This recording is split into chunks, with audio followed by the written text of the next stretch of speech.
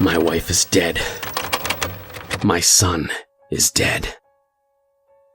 But that's not why I'm sitting here now, with a revolver in my hand. Maybe if I was a better man, it would be, but it's not grief that's driving me to do this. Not entirely. When Junior was born, it was the happiest day of my life. He felt so warm and full of energy the first time I held him. It didn't last. He got sickly, weak, stopped putting on weight. His skin got bad, splotchy and red. The pediatrician had never seen anything like it. He ran some tests, but it was all for nothing. Before the results came back, the boy was dead in his crib. I wish to God that had been the worst part, but it wasn't. As we stood over his body, holding each other and crying, it began to move again. For a moment, I felt a surge of hope, like maybe we'd made a mistake and he was still alive. Then the throbbing pustules burst, and a dozen fat, glistening, red grubs started crawling out. And the screaming began. When it was all over, the doctors said it was some kind of parasitic beetle larvae. Nobody could figure out how he'd gotten infested in the first place. I've never been religious, but I couldn't help but think it was some kind of punishment. Punishment for cheating on my wife. I'd met her one night cutting through the park on my way home from work. She was the most incredible woman I'd ever seen. There was just something about her, the way she moved, her smell. Something that made me forget I was a happily married man. We fucked for hours in the dark, under a tree, in a secluded corner of the park.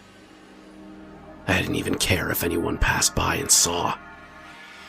Her touch was amazing. She did things to me no other woman ever had. I was rock hard for hours. Even after we'd finished and I came home, making up an excuse about bumping into a friend and having coffee with him on the way, I was still raring to go. Me and my wife screwed like rabbits that night. But it just wasn't the same as with that goddess in the park. I went through the park every night. Sometimes she'd be there, sometimes not. I know it's selfish, but I couldn't help myself. Especially after what happened. My wife became a wasting, muttering shadow of her former self and couldn't stand to be touched. I was sympathetic, but a man's got needs, doesn't he? I started finding excuses to slip out into the park many times a day.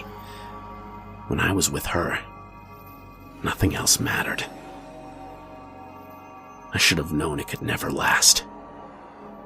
One night I came home and my wife was waiting for me, a manila envelope in one hand, a knife in the other.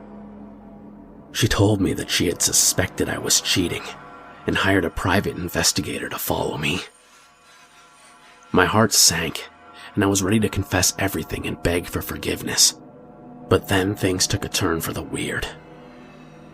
She started ranting about how I was responsible for our child's death and lunged at me with a knife. I tried to calm her down, to figure out what she was talking about, but it was no use.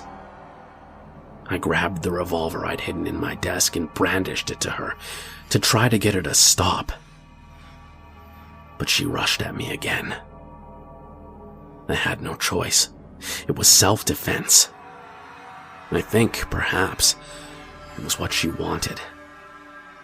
As she lay on the floor, bleeding out of the bone shard-studded mincemeat the .44 Magnum round had made of the left side of her face onto the carpet, I picked up the envelope of pictures the detective had sent her from her hand and examined it.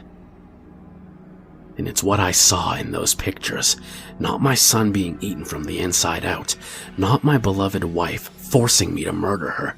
That has me holding this gun under my chin, working up the nerve to end the sick joke my life has become. There was no other woman in the pictures. There was no other woman, period. Just a man with a vacant, drugged expression being embraced by a mass of squirming red grubs.